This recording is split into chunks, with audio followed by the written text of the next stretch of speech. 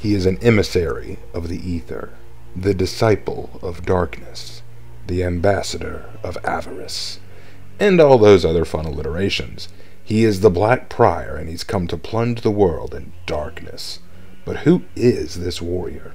Who are these dark knights who come armed with a massive shield and arming sword? Today we're going to find out and shed some light on the darkness. Welcome back to Heroes of History, where we take a look at all of For Honor's heroes and analyze who they are historically and determine if they are accurately represented. We're going to be doing something a little different today as we dive into Black Prior. We're not only going to look at what warriors in history they're based on, but also compare him to a specific person in history that he's likely inspired by. First, who is the Black Prior based on? It's actually not as hard to determine as you might think. Firstly, let's talk about who the Black Priors are according to the For Honor lore. They are an order of knights that, according to the lore, were once highly pious and honorable. After Apollyon recruited them for her dark designs, their mission had become corrupted and their purpose had been moved towards her ideals. After her defeat at the hands of the Emperor's champion, the Black Priors slipped away into obscurity, in shame, and in defeat. Last year, as the world braced for another cataclysm, the Priors have returned, but now with new meaning. Some have debated the reason for their return, some have argued it's to continue Apollyon's work, while others, myself included, have said it's to redeem themselves by helping aid the knights in the faction war, by using dishonorable and dangerous means to win at any cost. Whatever their reasons, they have dubbed themselves bringers of darkness and devastation. They're definitely the edgelords of For Honor. So now, who are they? Well, let's analyze a few clues. The lack of heavy plate mail armor and the use of a kite shield and sword, all these things point to an early knight, since kite shields were used by the early knights around the 11th and 12th century. Not only that, though, but the map that dropped with their release, Harbor, is another clue. I believe it might be a reference to Nicaea, the first major battle of the First Crusade, which was situated near the coast and near a lake. This could all be pointing to the idea that the Black Priors are based on knights of the First Crusade, but more specifically, based on their reputation and their raw fighting power, I'd say they were more specifically the Norman knights. Now, the word Norman is a shortened term from the phrase Northmen, but their history is rather interesting. In the early 10th century, a group of Nordic Vikings made contact with Franks in an area of France that we now know as Normandy, named after the Normans. The leader of these Vikings, named Rollo, swore fealty to King Charles III in 911 AD, and the resulting offspring from Nordic blood and Frankish blood produced what many called Normans or Northmen. Normans became famous for their martial skill and spirit and also their Catholic piety. Normans became very important in the medieval world, helping to turn and change decisive battles using their strength, size, and again, their pious spirit. Normans were instrumental in not only the Crusades, but also in battles with the Byzantines, Italy, England, Scotland, and Wales. In fact, in 1066, a Norman duke named William the Conqueror led his armies into England during the famous Battle of Hastings. These were not simple soldiers. The Normans were the epitome of the warrior class in medieval Europe, leaving their mark even to this day.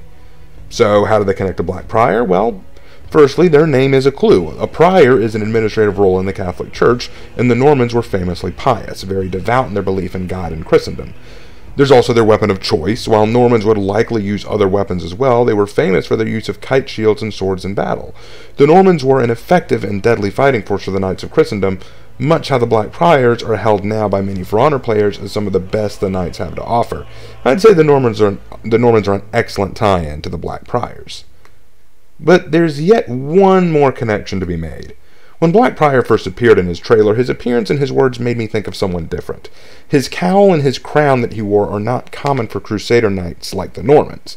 Also, the For Honor wiki says the lead Black Prior's name is Vortigern, which is a reference to a possible king of the past named Vortigern. But that's not who I thought of.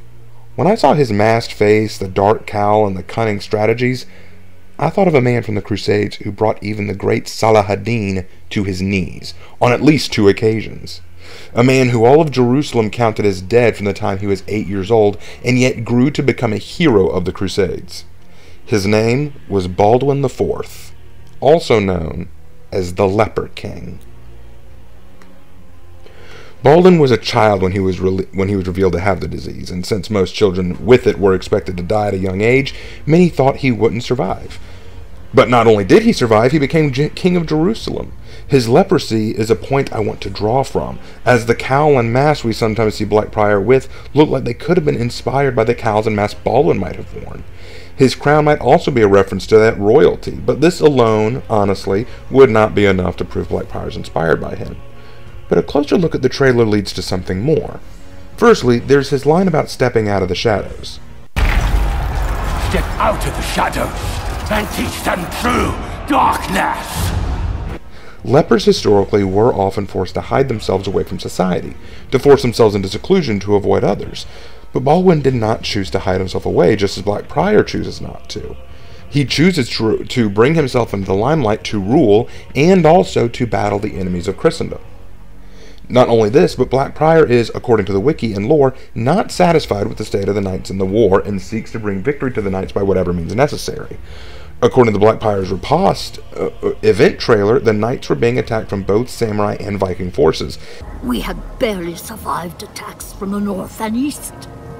When the Vikings and the samurai joined their forces, we were doomed. And thus had to fight against nearly impossible odds to bring victory.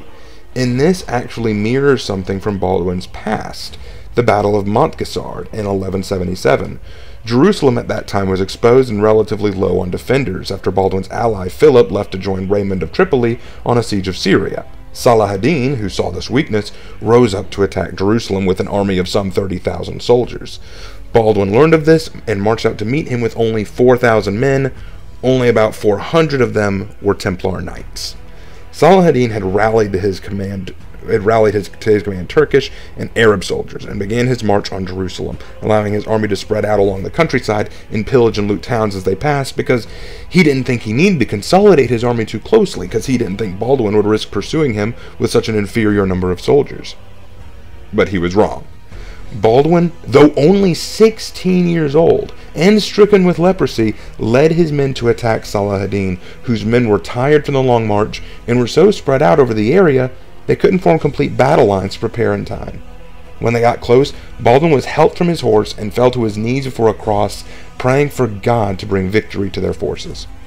The action stirred his soldiers into excitement and rallied them to his cause with an even greater fervor, not unlike how the Riposte trailer says, "We prayed to the gods for him.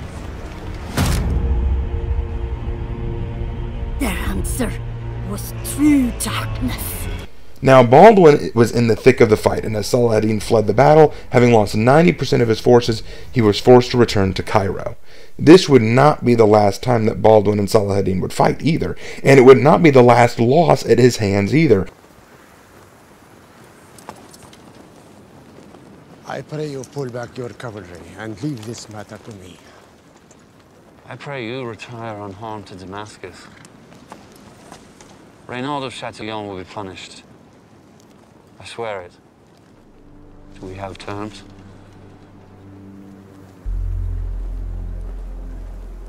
We have terms.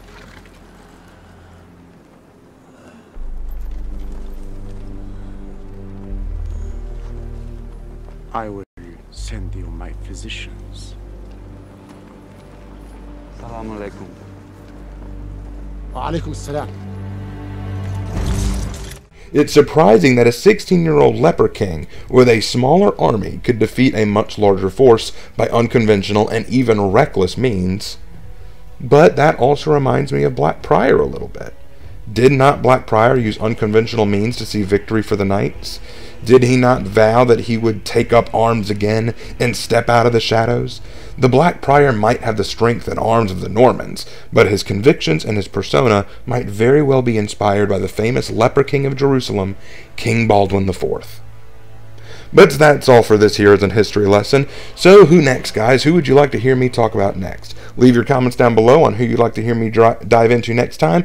Please subscribe if you haven't already, and leave a like for the video. I will see you in the next one. Take care.